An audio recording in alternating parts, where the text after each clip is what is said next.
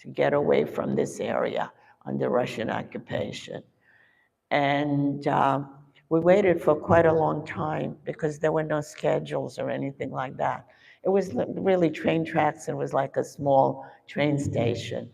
Anyway, finally a train came and was going west, and we ended up what was then called Free Poland, which was west, and it had been under German occupation.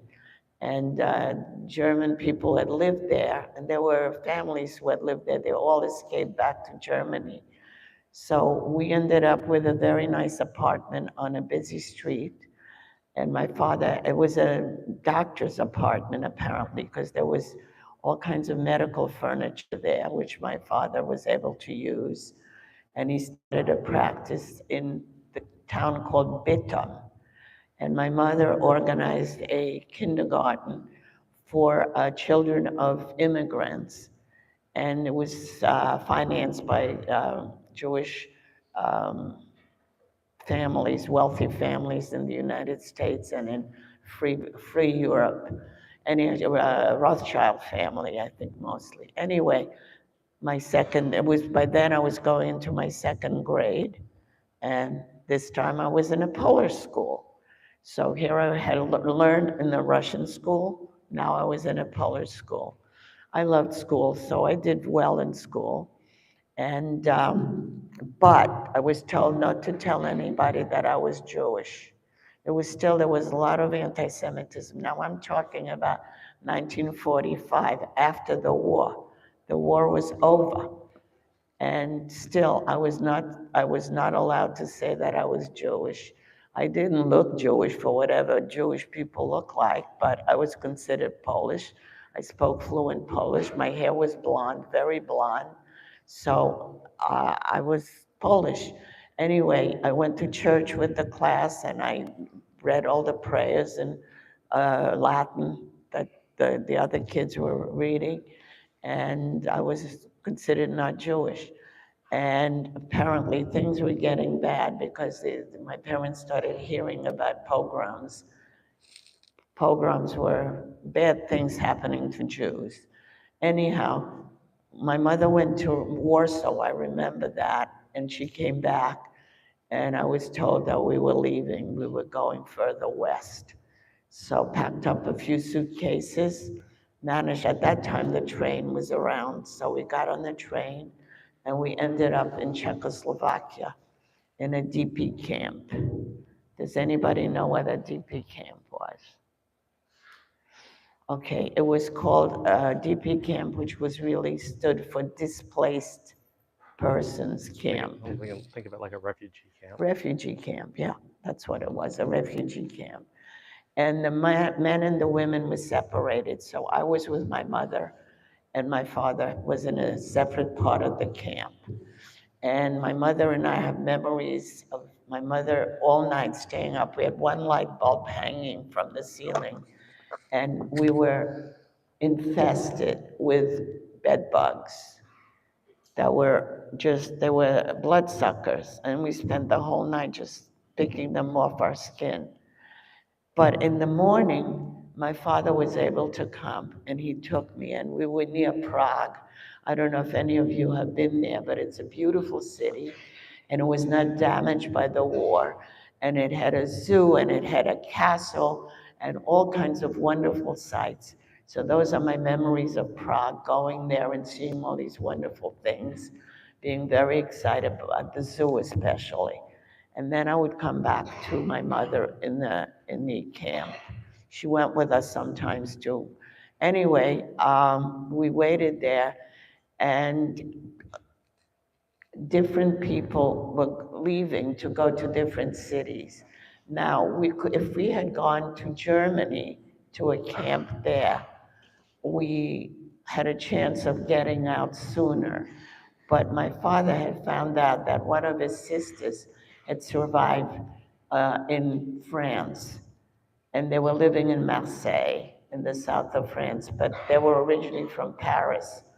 And when Hitler came and conquered France, they ran away to Marseille because it was part of Free France at that time. but they were coming back to Paris. They had a big apartment there that they got back. My uncle was a furrier, and his business was in the apartment.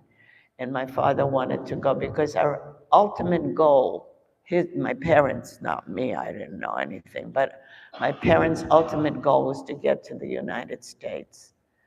And because he knew that if we couldn't live in France for a long time, because he was not allowed to practice medicine. My mother was able to work, but my father was not able to work. And so we did go to France. We ended up, my uncle picked us up at the train station, and he took us to their apartment. There was a large apartment. And right away, my parents started looking for an apartment. My mother was able to work, fortunately. Again, she organized. She was very creative, and she was a very brilliant woman, and she very energetic as well. And she organized a kindergarten again for children of immigrant families. And guess what? My third grade started in a French school. So there I was. I went to a Russian school. I went to a Polish school. By third grade, I was in Paris. I didn't know a word of French. Somehow or other, I learned very quickly. My father took care of me because he couldn't work, but my mother went to work every day. My father would take care of me. He walked me to school. He prepared my lunch. He took me to museums. If I needed shoes, he took me for shoes. So we developed a very close relationship. And I ended up, as I said, in my third grade in a grammar school in Paris. By then, nobody could pronounce my name, which was a Polish name, Juta, with a Z. And so I decided to change my name, and that's how I became Suzanne. Anyway, I loved the school. The teachers did very well for me, and I did very well. And I had friends, and I started speaking French pretty fast with a Polish accent, but I spoke French. And I made girlfriends. By the way, the schools in France were not mixed. They were not boys and girls. It was either girls, separate schools, or boys. And my parents somehow or other found a small apartment in a walk-up building, old building in France. And it was got to walk upstairs. The bathroom was outside the apartment, so everybody on the floor used the same bathroom. And it was a cold water flat. There was no hot water there. So they had to heat water to bathe or whatever. Anyway, my parents, since I was an only child, always believed in my having a pet. So my father went to a lab. Believe it or not, it's true. He got a white rat, a big white rat for me to have as a pet. And I loved my rat. It was very nice. But what happened was, it was very cold. It was the winter, and we didn't have central heating. What we were heated by was a stove that they put coal in. But during the day, nobody was home. My mother was working. My father was doing whatever he was doing. I was in school, so it was freezing in that apartment. And the poor rat got frostbite on his ears. His ears turned, he had red ears and red eyes. It was a albino rat, white. The ears turned totally black. So my father took the rat away, I guess. I don't know what he did, probably took him back to the lab or whatever. But anyway, that was my pet rat. And we stayed in Paris for 5 years. My father got a job finally to taking trains back to Poland. He was the train doctor to repatriate a lot of people who had been working in labor camps, young people. He was taking them back to Poland, Polish people, and that was his job. And then he would come back with all kinds of products from Poland. We stayed in Poland for 5 years. And I started secondary school, your age, lycée. So I started learning English there. That was my language that I took. We didn't learn how to speak, but we did a lot of grammar. So, and finally, after 5 years, we got a visa to come to the United States, which was my parents' ultimate goal. And we took the train. There was a special train going from Paris to the ship. Did I tell her the story with the luggage? Yeah. Okay. All right. So I don't know how much time I have. About that time. Okay. You need it. So anyway, we took the train, which was a special train from Paris to Le Havre, which is the port where the ship, we had tickets to go on a ship called De Grasse, a French line. In those days, we didn't travel by airlines, we traveled by ships. And we had they had packed a lot of luggage and everything was taken to the ship. Anyway, we were on the train and an inspector came and he inspected our papers and everything was in order. And once we got out of the train, we were sitting, waiting to get onto the ship, which wasn't ready to receive passengers yet. And all of a sudden, my father realized that he didn't have his briefcase with all his papers. And for whatever reason, I don't know what they did. I was 14 by then. I was a big girl. So they sent me back to the train, which was still there, to check if maybe he had left it in the train. And I was petrified to get back on the train because I was afraid that the train would be going back empty to Paris and I would be on that train. So all I did was look through the window where our car was and I did see his papers. So I came back to tell them that the papers were gone. So there we were. We had given up the apartment in Paris. We were on our way to the United States. All our possessions were on the ship already loaded up. And we didn't have papers to go to the United States, although they had been in perfect order when the inspector saw them. The train took back to Paris, and we're sitting there, don't know what to do. About 2 hours later, we're called to the harbor master's office. And he said, your papers were found on the train. And my father, instead of he had the empty briefcase, he didn't have the papers. Instead of slipping them into his briefcase, he sat near the wall. He slipped them between the seat and the wall of the train. But think about whoever the person was who found the papers on the other side of where we were in Paris, how honest they were, because they were very valuable papers. There were visas for 3 people to live in the United States. There were tickets to take a ship to the United States. And people were honest enough in Paris to notify the harbor master that they found the papers. So it took 3 days for us to get the papers. So we stayed in Le Havre, and we were very happy because we got to see the city and all. And 3 days later, we got the papers. Of course, our ship had gone to the United States with all our possessions. But we got, somehow or other, they managed to get tickets on a larger ship called the Liberté.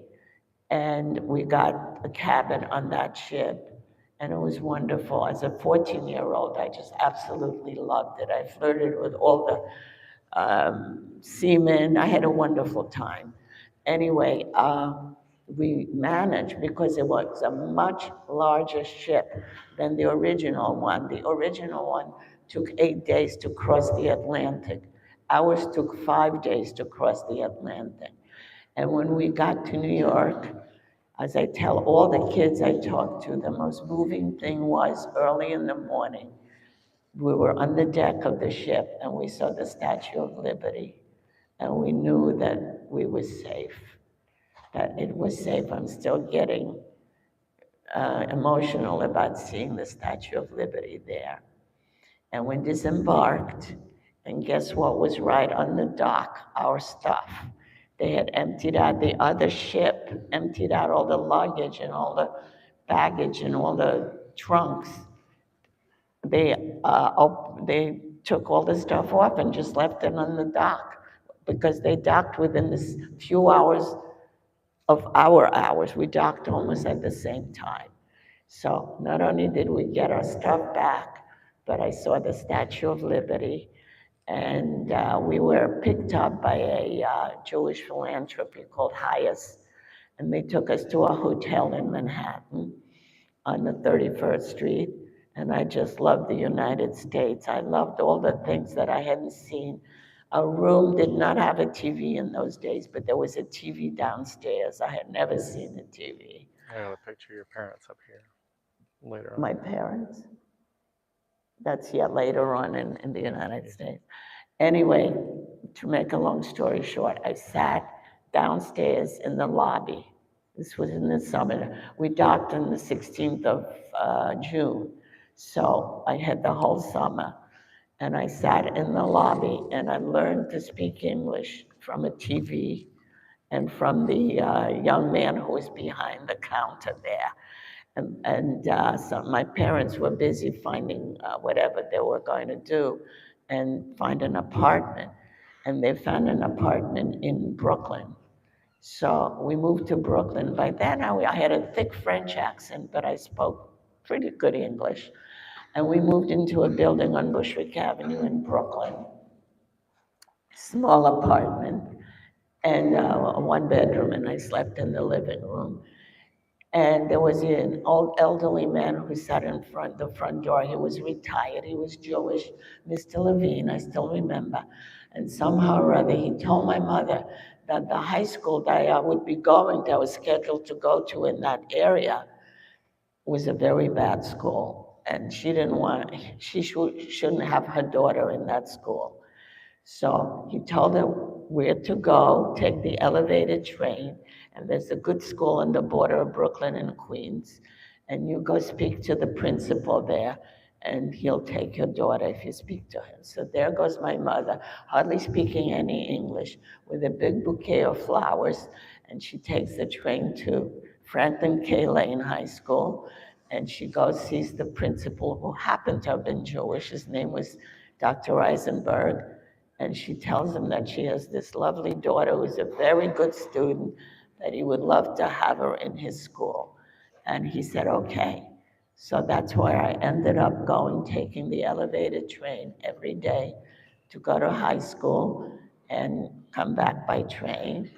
And everybody called me Frenchie because I had this very thick French accent. But believe it or not, and I'm telling you the truth, I got the highest grade in English on the first marking period because I had taken English grammar in France, and there are very good schools there. And I got the highest grade on my report card for English. And it was interesting how the school was divided up. There were three groups in that school. There were Jewish kids who were all going to go to college and university. There was the Italian group of kids who were taking commercial course, and they were going to be mostly secretaries. And there were the black kids who did not mix with us at all. But I came from a French school. I didn't know from this. So I went straight for the group of black kids because I had never seen black kids before. And I thought that was wonderful. I would like to talk to him and, be friends. And they looked at me as if I were crazy because I didn't belong there with them, which is a sad story to tell, but it's true, it happened. When I get to the end of we're gonna move to you, like your My costume, there was a party somewhere, and it was costume party, so somehow or other they came up with this costume for me with the hat. I looked like a medieval princess. and we're gonna But age. that was in the United States. Yeah, already, we're gonna age you out. And also get to what your career, like what you chose, your question. Oh yeah. Anybody have a guess as to what I did as my career?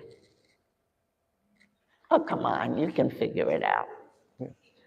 Yeah. Yeah, but what did I teach? No. What? Languages, exactly. Yes, because I graduated from high school. Then I went to University of Michigan in Ann Arbor, and I got a degree in language and teaching education to teach both French and Spanish, because I took Spanish. And that's what I did. How many languages do you speak? Well, I speak Polish. Russian, I can manage it now. I mean, I don't know it as well as I did. German, I am pretty good at. English and Spanish, 5. And French. Did you say French, the most important. Yeah, I'm fluent in French. Still, because my degree, my master's degree is in French literature. So that was my career. I taught that and I retired and ended up in Florida. And this is your... Oh, 2015, I get an email from the Israeli embassy in Warsaw. Would I like to meet the grandson and great-grandson of the lady who saved our life? And of course, immediately I responded, yes, please.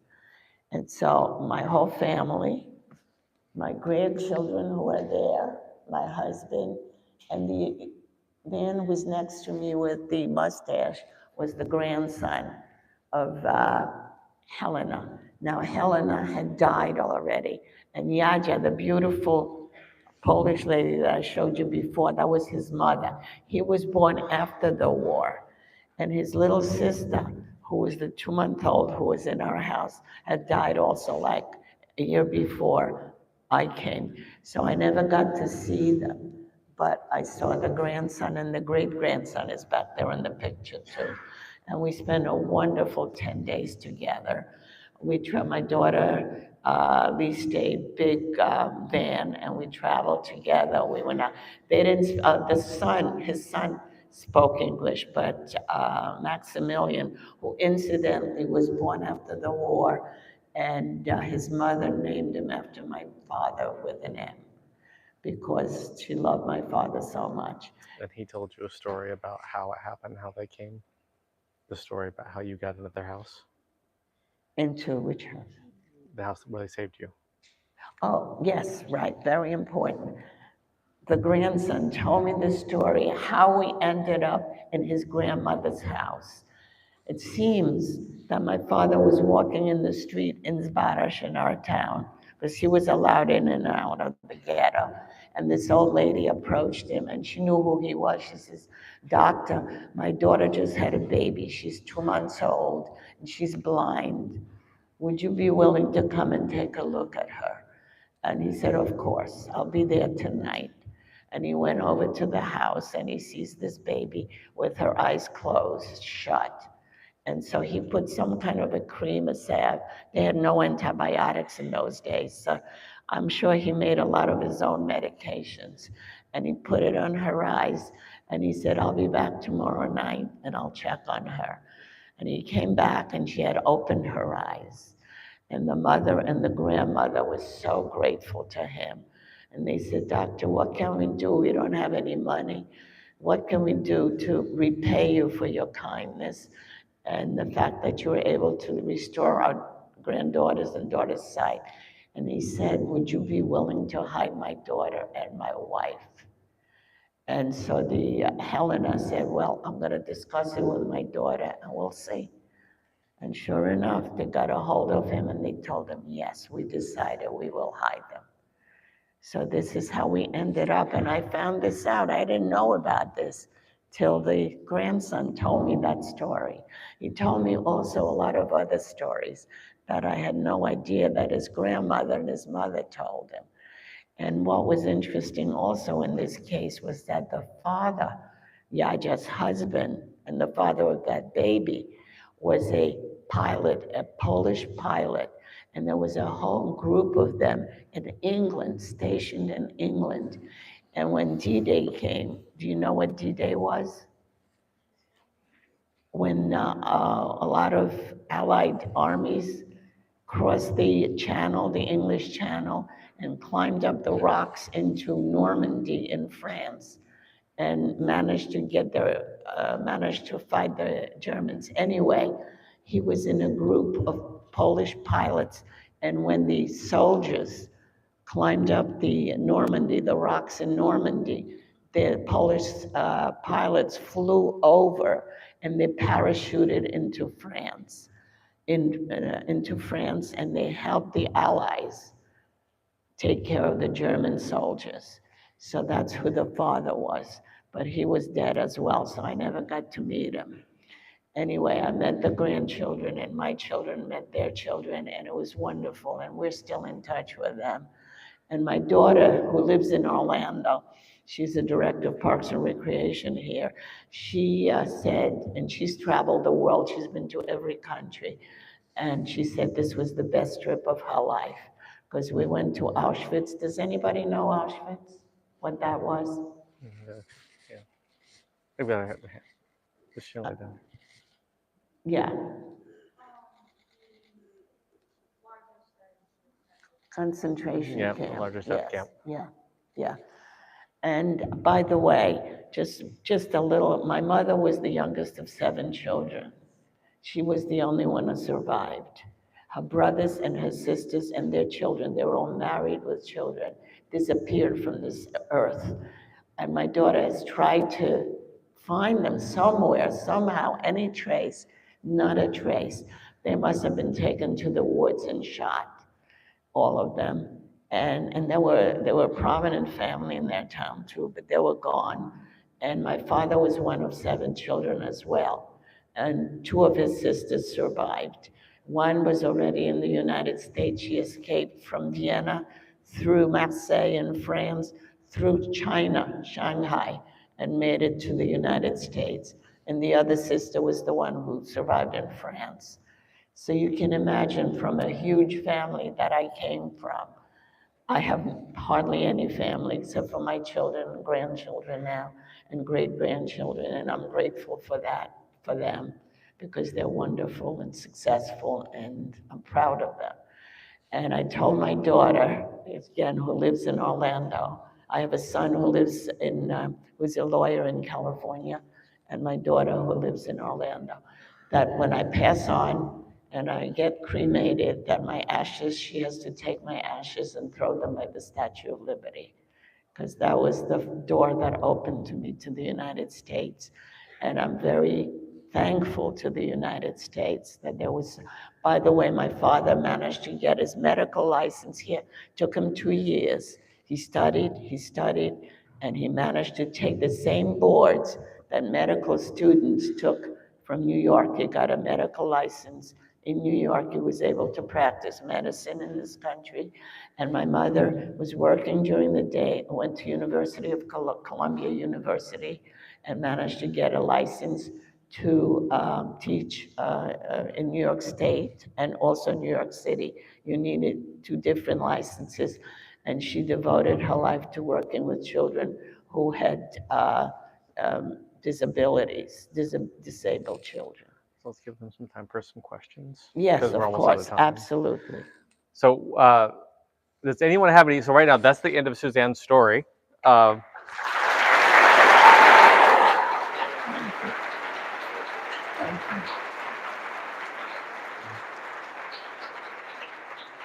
We're gonna open up for questions. Does anybody have any questions they'd like to ask Suzanne? And I'll try to point out. Just make sure to speak really clearly, loudly. You might want to even stand up to ask your question. There might Gentleman here, or if we have a microphone, that'd be great. But I don't think we have. Gentleman here. You said you know 5 languages. Can you speak some words from each of the languages you know? Can you speak from any of it? Sure. Yeah, in the microphone. Absolutely. I'll be happy to. Dzień dobry in Polish is hello. Buenos dias in Spanish, you know that. Bonjour in French. Guten Tag in German. And spasiba, thank you, in Russian. Okay.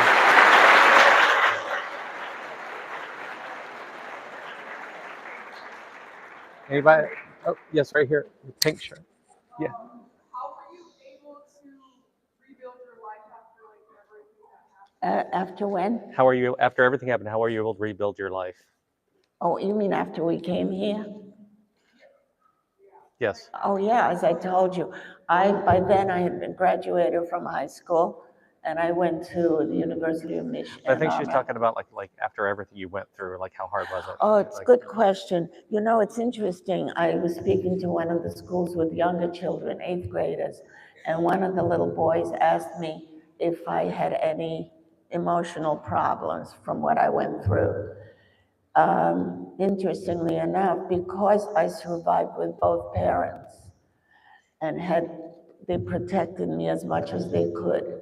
The only fears I have really are dogs, the German shepherds, and I also had agoraphobia for quite a while, which was a fear of open spaces. But I went for 10 sessions of rebuilding and getting, therapy basically. And I'm fine now. I fly, I travel, I do everything. I drive a car. I'm able to deal with it. But again, you have to remember that I was in a very privileged situation because I survived with both parents. And I'm sure you know that yourselves, that if you have your parents, they'll take care of you no matter what. And I had the faith in my father and my mother that I would survive and be okay. And that did it for me. By the way, you notice I don't have an accent, a foreign accent, and I've been asked that. How come you don't have an accent? I said, no, I have a Brooklyn accent.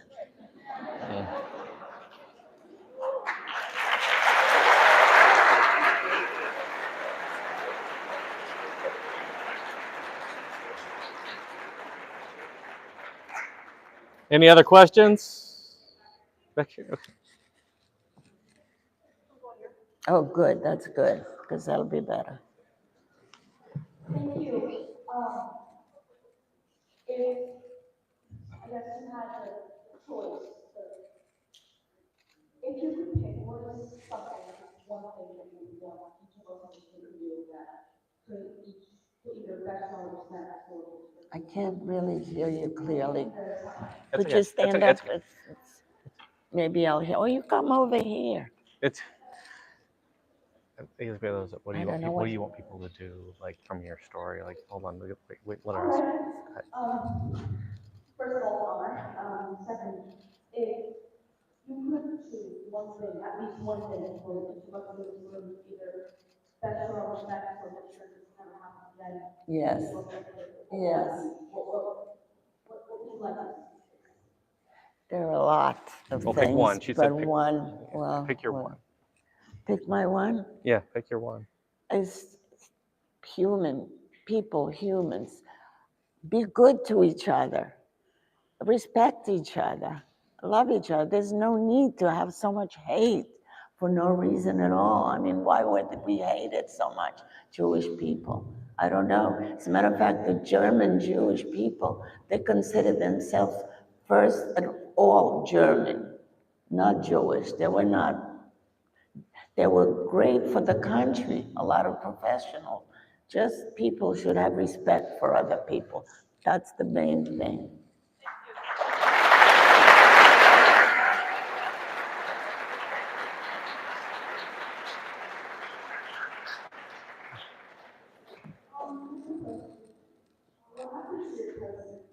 What happened to your Oh, cousin? my cousin, good question. He never went with us to the United States because even though my father was very upset, he met a young lady, by then he was in his early 20s.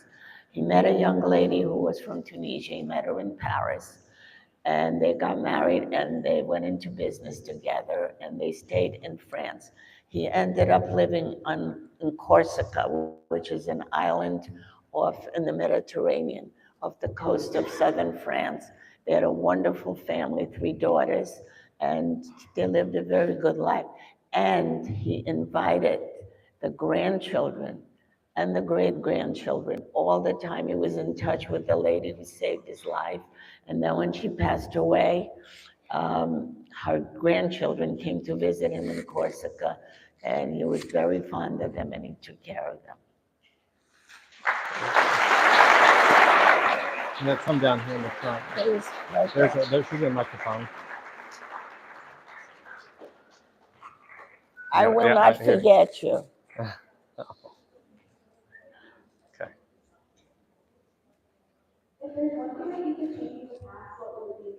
There's one thing you could change from the past. What would it be? Yeah. Well, no, I wouldn't. Well, tell me. Actually, Yeah, I would have not liked to have gone through what I went through. That's what I would have loved. I would have loved to have grown up in our town. Rather than be a teacher, I would have been gone out of the country to become a doctor, which is really what I really wanted to do. And I would have lived a good life that my parents were living before the war. So I wouldn't have had to go through what I went through.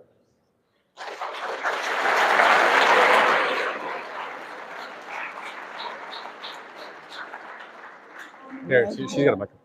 She'll get Have it. you ever actually met anyone that was in the camp or personally knew someone that went to the camp and survived? Excuse Have me. you met anyone who's gone into a camp? Who Other survived at survivors, Auschwitz? no, just other camps. Oh, other camps? Yeah, and here, as a matter of fact, there are some people, I think. I'm trying to think if anyone in my family survived the camps. No, as I told you, my whole family was decimated, absolutely decimated. And I don't think I've met anyone who's gone through, who had, like people ask me, do you have a number? You only got that at Tattooed. Auschwitz. But I never went to a camp.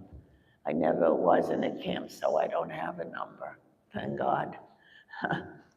Everyone remember, real quick, Suzanne started when this is 4 and 5 and 6 years old. If you were at that age and you went to a camp, you didn't make it out. You were often killed immediately because they weren't you were considered a useless eater, meaning that you were just not capable of doing anything. So you were killed before you went to a camp. So a lot of the people who might have went to a camp, they're already in their mid to late 90s. Yes.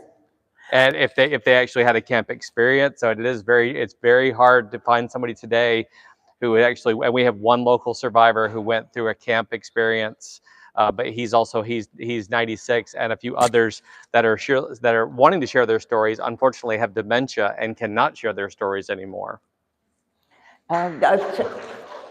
Sorry. Okay. There's one thing I remembered to tell. You asked me a question if I met anyone survived the camp. The way my parents got an apartment in Paris, which was almost impossible to find. There was a woman who was walking with her husband in the street in Paris, and she had been a survivor from one of the camps. And her husband was a survivor in one of the other camps, and they met after the war. And while they were walking the street in Paris, a woman came towards them, and she recognized the husband as being a capo in a camp. A capo was a person who helped the Germans take the people to the crematorium to have the bodies burned. And this woman saw him and recognized him and started screaming in the middle of the street. And that woman who was married to him, and she found out that her husband had been a couple. He had never told her that. She divorced him and gave up their apartment. And that's how my parents found an apartment, because it became vacant. Did I ever tell you that story? Yes, you did. Did you ever have the opportunity to meet Ellie Weasel? Did you ever meet Ellie Witsell? No. No. No. There's a young man over there, and over here. Okay. We got a few of here going down the line. Have you ever revisited any old places and you stayed like at college or the ghetto? Have you ever gone back into the old places where you were in the ghetto or the old places where you lived? Well, I'll tell you about the town that I lived in. My cousin, the one I mention all the time, he went back to our hometown because he was much older than I was, as I told you. He had more memories, but he went back, and it was he went from Corsica, from France.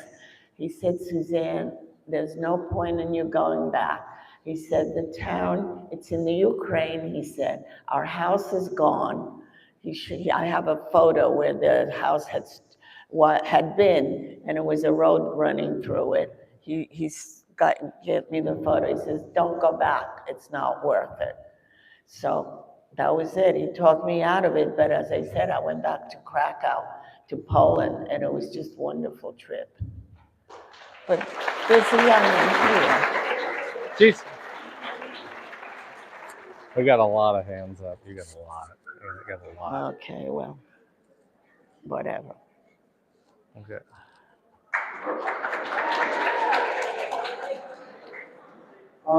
This is there. I don't really have a question. I just want to say thank you for this beautiful story.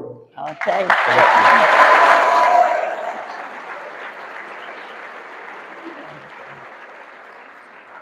You know, I feel this is an obligation that I have since I'm still lucid and I can still speak, that I have to impart to young people in this wonderful country of yours. First of all, it is a wonderful country. And second of all, I want you kids to realize that it happened. Because there are a lot of doubters who say, oh, it never happened, it never can be, it never happened. It happened, take it from me.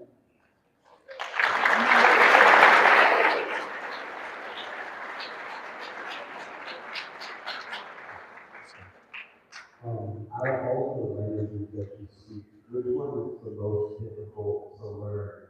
Languages? Yeah, which one is the most difficult? For me, not one was difficult.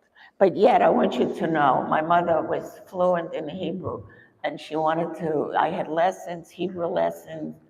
I was never interested in learning Hebrew, I never learned it.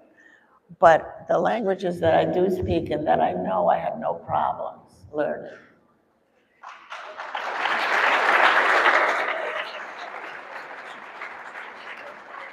Yes, he's headed. She's really wanting to get this young man here. Has had his hand up for a little bit. He's headed for a long time. Here, I go after. Here, Come here, over. hold on here. You mentioned your daughter and grandkids. I was wondering about them and their names. I didn't understand that. What are grandkids? You want to know the names? Name of your grandkids. What about my grandkids? Names of the grandkids. She wants names. them. Their names. Okay, let's see. We'll start with the oldest, who's Alex, and he lives in LA, and he's a broker for private jets, and he does very well. He's married, and he has 2 little boys, so I have 2 great-grandsons, David and Augie. Then I have a granddaughter who is his sister, and she's a musician. She plays every instrument, very talented girl. And then I have my daughter's 2 boys. One is a data scientist. He's 35. He's totally brilliant, and he went to Winter Park High School, the baccalaureate program. And his younger brother, who's 10 years younger, also went to Winter Park High School. His name is Noah, and he graduated also from the baccalaureate program, and he went to West Point, and he's doing his service now that he owes him 5 years after going to West Point.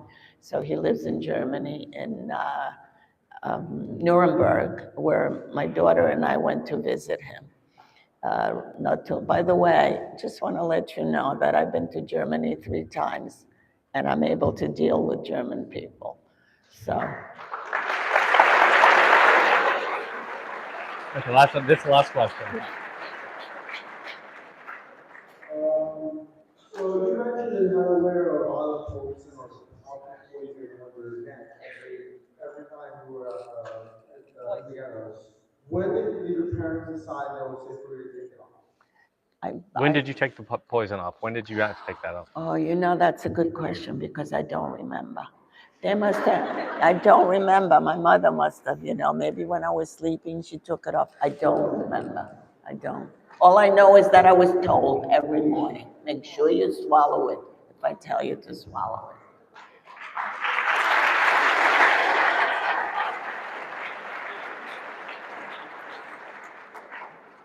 Thank you so much for being here today. One more time, can you have a round of applause?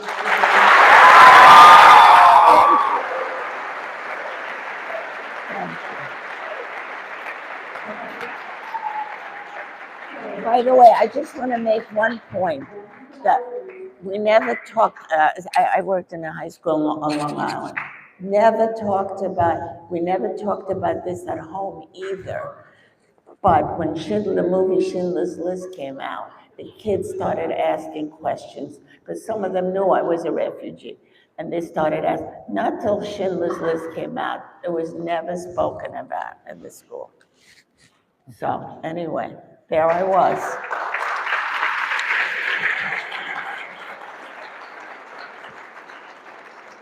We're going to have you guys exit now before you go, though. You can exit out of every door to go back into the front door like that. You go out this way, you go outside, exit out.